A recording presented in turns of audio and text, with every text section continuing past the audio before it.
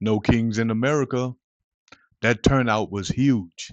I'm so proud of the people of this country. Everyone from all walks of life is stepping up and protesting this lawless administration.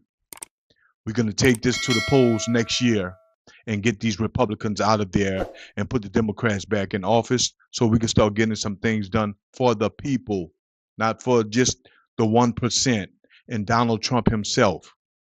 I'm extraordinarily proud of my hometown of New Orleans and our turnout. Let's take a look at a clip of the march here in New Orleans yesterday. I'll come back with a little bit of commentary afterwards.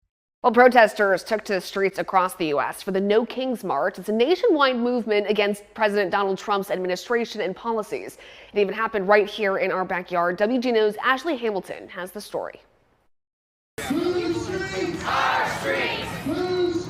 Our streets! Thousands of protesters hit the streets of New Orleans Saturday against what organizers call a nationwide day of defiance against the Trump administration. It also coincides with the 250th anniversary of the U.S. Army and President Trump's birthday. Fighting for our democracy is critical. It's in which this country was founded on, and we feel that it's being fractured day after day, and we're going to stand up and we're going to resist that takeover. Nationwide organizers say more than 2,000 protests were planned. Several protesters believe there's a growing fascism in this country, feeling as if we're moving backwards. I believe in the Constitution, I believe in a democratic republic, and I believe right now we are back in the era of 1928 to 1945. What we're seeing, a takeover of our House of Representatives, our Senate, our judiciary. I feel need to, as this is a first stop, because it's not specifically about Donald Trump, it's about what he represents and people like him. This is us literally making a first stand and making further steps in the futures.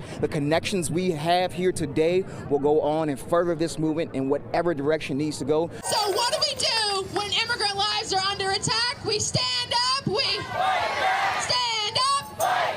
Others like Navy veteran Charles Alston voice his concerns about the administration and ICE enforcement against undocumented immigrants. Taking a senator to the ground and going after children and people running in the strawberry fields, chasing them to deport them. And they've been working here for 20 years. It's definitely, we need this protest. Tia Fields believes the turnout was great, but to get the message across to our political leaders, this is just the start of a long fight. However, one they can all be a part of. It is our duty to fight for our freedom. It is our duty to fight for ourselves. It is our duty to fight for our own liberation. Down, down with deportation. Down, down with deportation. Up with liberation. Up with liberation. Ashley Hamilton, WGNO News. That was New Orleans, and I'm very proud of it. Every one of you out there should be proud of what you saw yesterday. Whether you were a part of the marches or not, maybe you had to work, maybe you had to stay home with the kids or whatever. But you ought to be proud of what you saw yesterday, because hardly anyone showed up at Donald Trump's so-called parade yesterday. And that's exactly what we needed to happen to let him see that we don't have dictators in this country.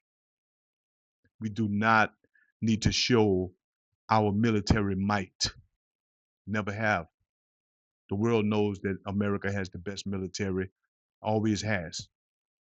We're going to look at another clip, guys, just to let you see and to make you a little bit more proud.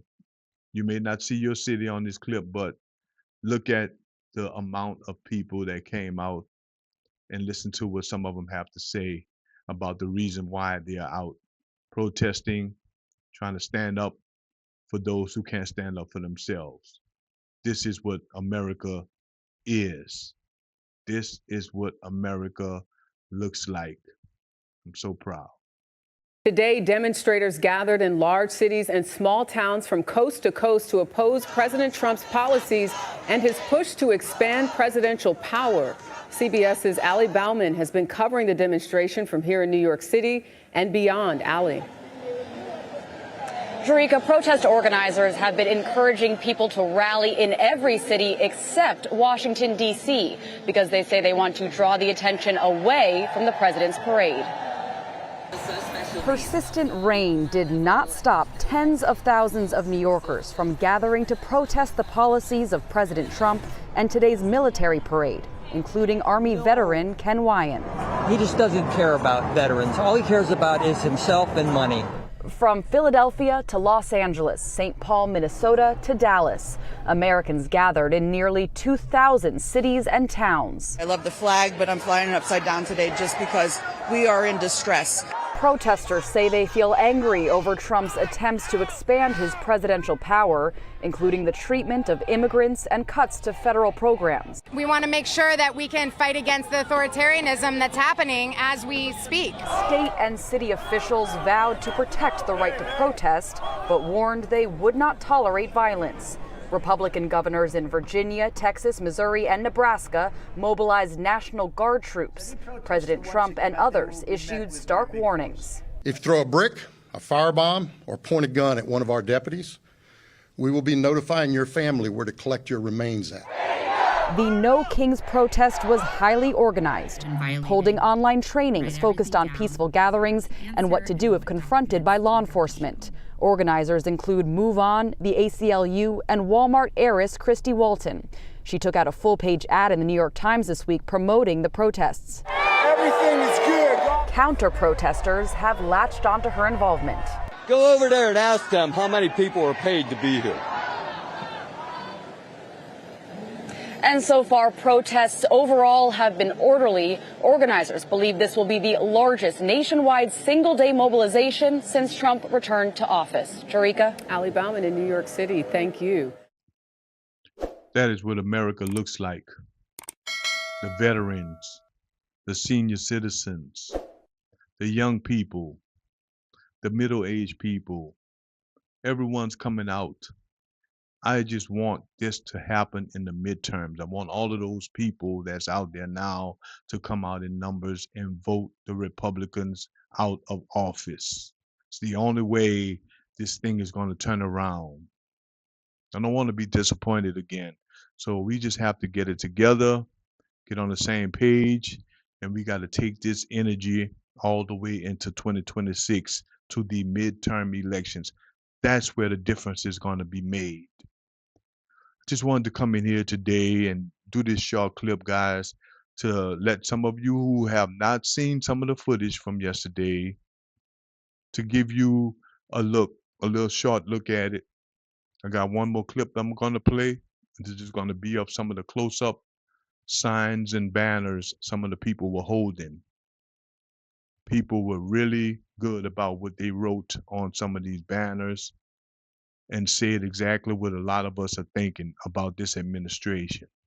So I'm gonna leave the video with this clip of people holding the signs. I hope you enjoyed this. Like and subscribe to the channel, please. And I'll see you guys very soon. Thanks for tuning in.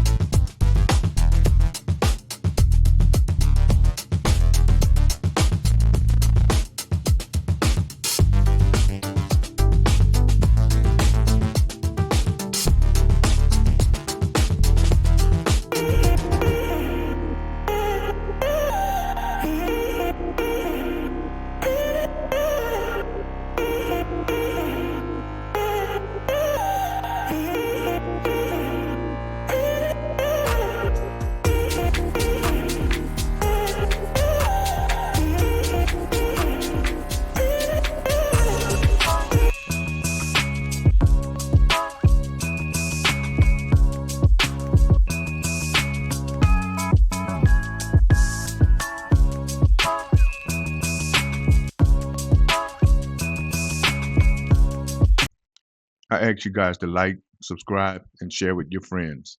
Thank you.